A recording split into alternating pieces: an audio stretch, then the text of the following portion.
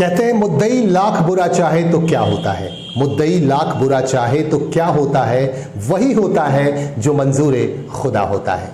नमस्कार, मैं हूं संजय सिन्हा। आप देख रहे हैं खास बात India, sponsored by Mahi banquet hall, निगाह मैरिज हॉल। आज रामनवमी है। रामनवमी के अवसर पर आप सभी को बहुत बहुत शुभकामनाएं, बहुत बहुत मंगल कामनाएं। आइए खबरों की तरफ आपको लिए चलते हैं, आपको बताते हैं कुछ खास खबरें। आपको सबसे बड़ी खबर की तरफ लिए चलते हैं। हमारे पास एक खबर आ रही है महाराष्ट्र के नासिक से। महाराष्ट्र के नासिक में दिल को दहला देने वाली एक घटना आज घटी।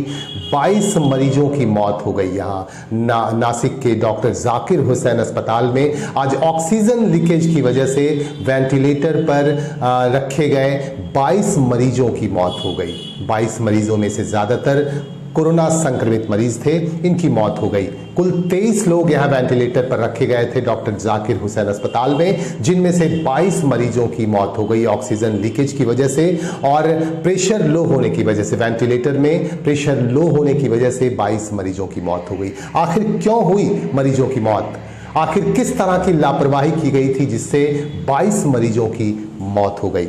इस पर हालांकि जांच के आदेश दिए गए हैं महाराष्ट्र सरकार की तरफ से, लेकिन यह बेहद चिंताजनक विषय है। इस पर सघन तरीके से जांच होनी चाहिए और दोषियों पर कार्रवाई भी होनी चाहिए।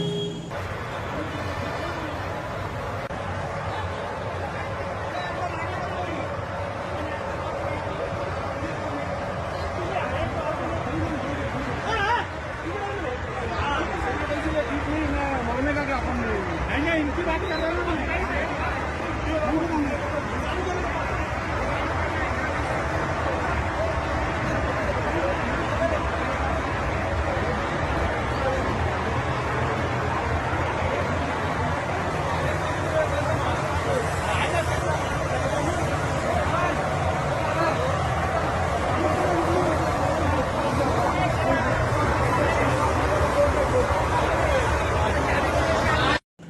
अभी हमने आपको दिखाया कि महाराष्ट्र के नासिक में डॉक्टर जाकिर हुसैन अस्पताल में गैस लीकेज की वजह से, ऑक्सीजन लीक होने की वजह से 22 मरीजों की दर्दनाक मौत हो गई। ये बेहद चिंता का विषय है और ये जांच का विषय है। इस पर सघनता पूर्वक जांच होनी चाहिए और दोषियों पर सख्त से सख्त कार्रवाई होनी चाहिए। आइए लिए चलते हैं आपको चुनाव की तरफ। पश्चिम बंगाल में विधानसभा चुनाव 8 चरणों में हो रहा है और इन्हीं के बीच चुनाव प्रचार का दौर भी जोर शोर से चल रहा है। आज चुनाव प्रचार का दौर चला, विभिन्न दलों की तरफ से आज चुनाव प्रचार अभियान चलाया गया। आसनसोल में केंद्रीय मंत्री स्मृति ईरानी की तरफ से यहाँ एक पथसभा की गई और एक जनसभा का आयोजन किया गया। इस जनसभा को स्मृति ईरानी ने संबोधित किया। आसनसोल साउथ से भाजपा की उम्मीदवार अग्निमित्रा पाल और आसनसोल उत्तर से भाजपा के उम्मीदवार कृष्णेंदु मुखर्जी हैं। इन दोनों उम्मीदवारों की मौजूदगी में स्मृति ईरानी ने अपनी बातें रखी और यहाँ की जनता से सीधे सीधे उन्होंने कहा कि अगर भाजपा की सरकार यहाँ बनती है तो यहाँ के लोगों को बड़ा फायदा मिलेगा। 25 लाख रुपए हर उन युवा बेरोजगारों को दिया जाएगा जो 25 लाख रुपए लेकर नया रोजगार स्थापित कर सकते हैं और जितने भी स्कूल्स हैं, सरकारी स्कूल्स हैं, उनका कायाकल्प किया जाएगा। इस तरह की बातें स्मृति ईरानी ने कही और इस पर कितना खरा उतरेगी भाजपा सरकार, ये देखने वाली बात होगी। अब देखना यह है कि सरकार किसकी बनती है। बहरहाल हम आपको दिखाते हैं कि और क्या क्या बातें कही स्मृति ईरानी ने। শুনে বিরক্ত হচ্ছিলেন, উনি আজ খেলা করে রামনবমীর শুভকামনা পাঠাচ্ছেন। তাই আজকে এই মাঠ থেকে দিদিকে জানাতে চাই, দিদি আর খেলা হবে না, তোমার খেলা তো নন্দীগ্রামে শেষ হয়ে গেছে। যারা ঠাকুরের নাম নিয়ে দীর্ঘদিন সংঘর্ষ করেছে, এইবার বাংলায় ওই মানুষ নির্ধারিত করেছে কি এই নির্বাচনে রামের নামের অপমান করার তৃণমূল যাচ্ছে, বিজেপি বিজেপি বিজেপি। আজ আমায় কৃষ্ণেন্দুদা বললেন, দিদি আমার সামনে দাঁড়িয়ে আছে তৃণমূলের একটি নেতা যে 10 বছর তৃণমূলের সরকারে ক্যাবিনেট মিনিস্টার হয়ে উঠেছিল। আমি বললাম, দাদা, আসানসোল উত্তর দেখে কেউ বুঝতে পারবে না কি এখানে একটি ক্যাবিনেট মিনিস্টার রয়েছে। আপনারা ভেবে দেখুন, যে মিনিস্টার হয় 10 বছর আপনাদেরকে খাবার জল দিতে পারলো না, ওই প্রার্থী নিয়ে কোনো লাভ? বড় বড় কথা বলে, খাবার জল দিতে পারে না। আর অগ্নিমিত্র দিত, তোমার সিটে তো খেলাটাই বিশেষ। একটি ছিলেন, পালিয়ে গেছেন। যাকে ছেড়ে গেছেন ও শিব ভগবানের অপমান করে। আজকে দিদিকে জিজ্ঞেস করতে চাই, দিদি তোমরা রামের অপমান করবে, ভগবান শিবের অপমান করবে, কিন্তু আর বাংলার মানুষ বিষ গ্রহণ করতে চায় না। তাই এখন একটি মানুষ নির্ধারিত করেছে কি 26 তারিখে পোলিং বুথে গিয়ে পদ্ম ফুলের বাটনটা টিপে এখন এই সিটেও বিজেপির এমএলএ আমরা প্রতিষ্ঠিত করব। पश्चिम बंगाल में छठे चरण का चुनाव होने जा रहा है। इससे ठीक पहले एक अपहरण की घटना घट गई। भाजपा के नेता घनश्याम महार के अपहरण की घटना को लेकर चर्चाओं का बाजार गर्म है। आपको बता दूं कि वीरभूम जिले के पाड़ुई इलाके से हमारे पास खबर आ रही है कि पाड़ुई में घनश्याम महार नामक एक भाजपा नेता का अपहरण कर लिया गया है और भाजपा के नेताओं का कहना है कि इसके अपहरण के पीछे तृणमूल कांग्रेस का हाथ है। आपको यह भी बता दूं कि कुछ दिनों पहले तृणमूल कांग्रेस और भारतीय जनता पार्टी में यहां जबरदस्त भिड़ंत हुई थी, संघर्ष हुआ था और इसके बाद ही इस तरह की घटना घटी। गायब है घनश्याम महार और उनकी खोज की जा रही है, लेकिन भारतीय जनता पार्टी के नेताओं का कहना है कि घनश्याम का अपहरण कर लिया गया है और हो सकता है उनकी हत्या भी कर दी गई हो। इस तरह की बातें की जा रही हैं भारतीय जनता पार्टी की तरफ से। अभी तक घनश्याम महार का कोई भी सुराग नहीं मिल पाया है।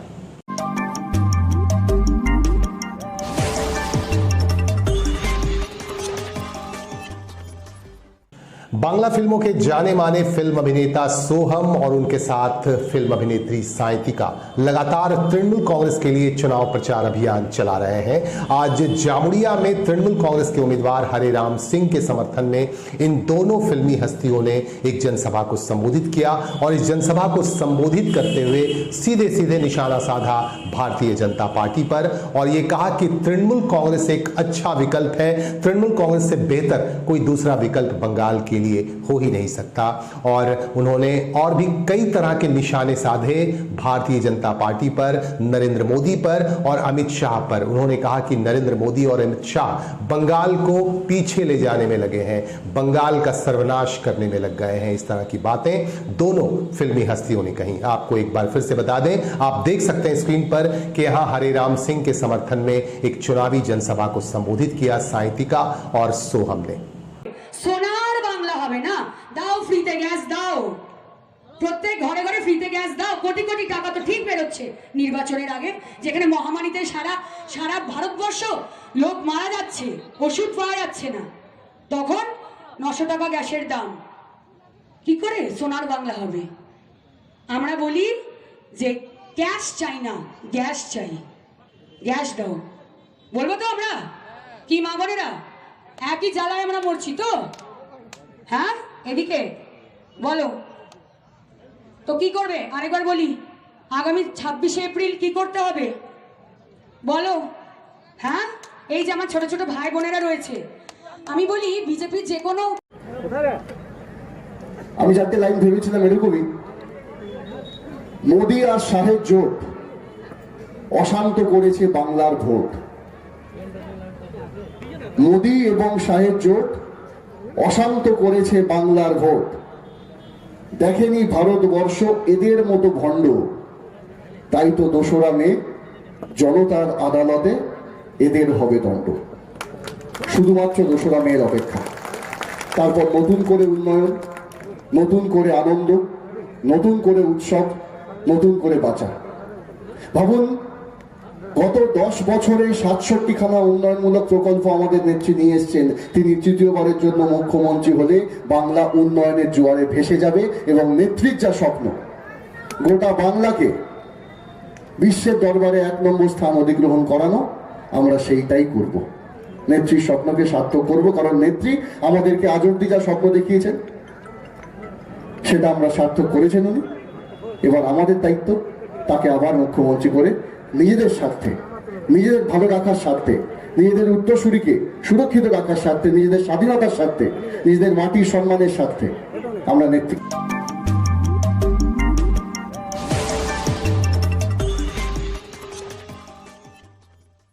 कुल्टी में भारतीय जनता पार्टी की तरफ से एक रोड शो और जनसभा का आयोजन किया गया, जिसमें दिलीप घोष ने खास तौर से हिस्सा लिया। दिलीप घोष भारतीय जनता पार्टी के प्रदेश अध्यक्ष हैं। दिलीप घोष इसमें खास तौर से हिस्सा ले रहे थे और उन्होंने सीधे सीधे निशाना साधा तृणमूल कांग्रेस सरकार पर।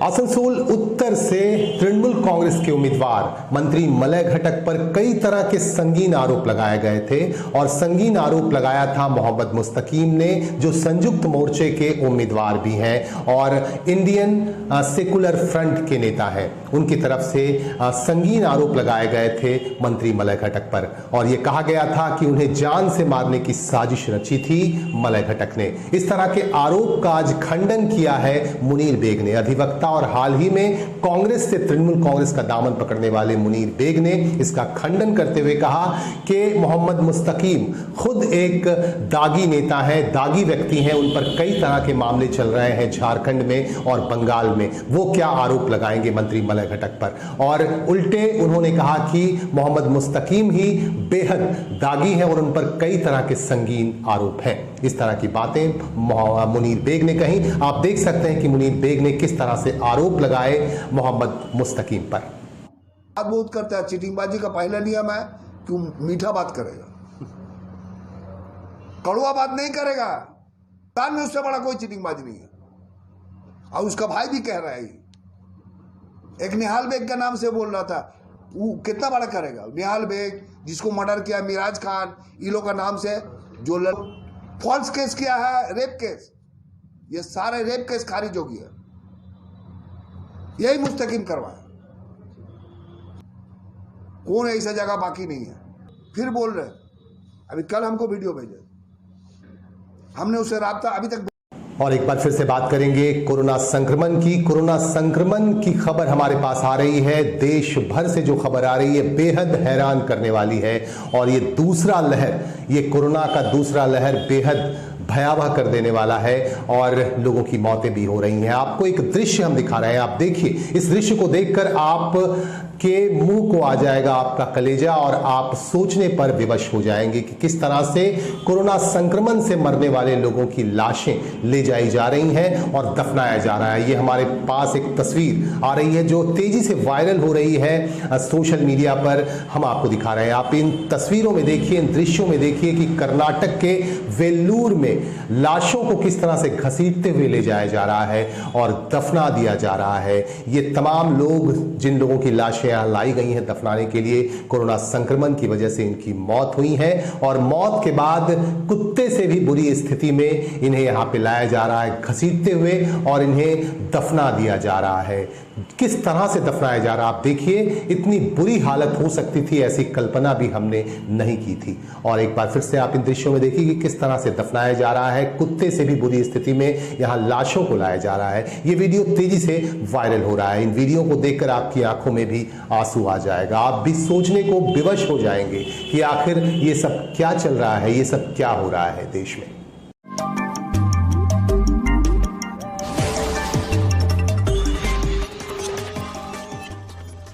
जाते जाते एक बार फिर से बात करेंगे चुनाव की। पश्चिम बंगाल के कुल्टी विधानसभा क्षेत्र में आज संयुक्त मोर्चे की तरफ से एक जनसभा का आयोजन किया गया और इस जनसभा को खास तौर से संबोधित कर रही थी मार्क्सवादी कम्युनिस्ट पार्टी की नेत्री मीनाक्षी मुखर्जी। आपको बता दूं कि मीनाक्षी मुखर्जी नंदीग्राम से कॉन्टेस्ट कर रही हैं ममता बनर्जी और शुभेंदु अधिकारी के खिलाफ। एक युवा नेत्री हैं मीनाक्षी मुखर्जी और इस जनसभा को उन्होंने संबोधित किया और निशाना साधा भारतीय जनता पार्टी और तृणमूल कांग्रेस पर।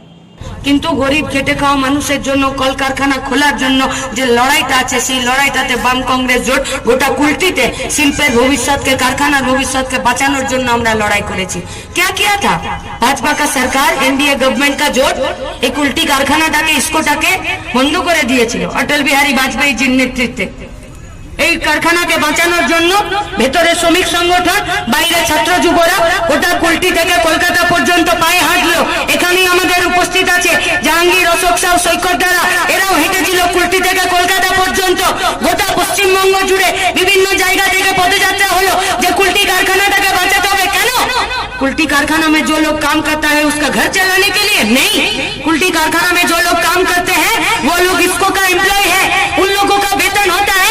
तब जाकर कुल्टीर केंदुआ बाजारটা বসে, তবে গিয়ে কুল্টির রানীতলার বাজারটা বসে, তবে গিয়ে বড়াকরের ওই হোলসেলের মার্কেটটা বসে, তবে গিয়ে এই নিয়ামতপুরের বাজারটা বসে, চিনাকুড়ি ডিসেলগড় ঘাটের বাজারগুলো বসে। আজকে যদি কুল্টি কারখানাটা বন্ধ হয়ে যায় তাহলে এতগুলো বাজার এখান থেকে উঠে যাবে, মাইথান থেকে। हमारे वेबसाइट www.खासबात.co.in पर आप खास नजर रखें। पल पल अपडेट रहना है तो आप हमारे साथ जुड़े रहें, हमारे साथ बने रहें और हमारे YouTube चैनल को भी आप सब्सक्राइब आपने नहीं किया है तो सब्सक्राइब कर लें और ताकि सबसे पहले नोटिफिकेशन आप तक पहुंच जाए और आप जुड़ जाएं सीधे सीधे खबरों तक। देश दुनिया और अपने शहर की खबरों के साथ आप सीधे सीधे जुड़ जाएं। इन्हीं बातों के साथ हमें दीजिए इजाजत। जल्दी होगी मुलाकात क्योंकि आपसे करनी है खास बात। नमस्कार।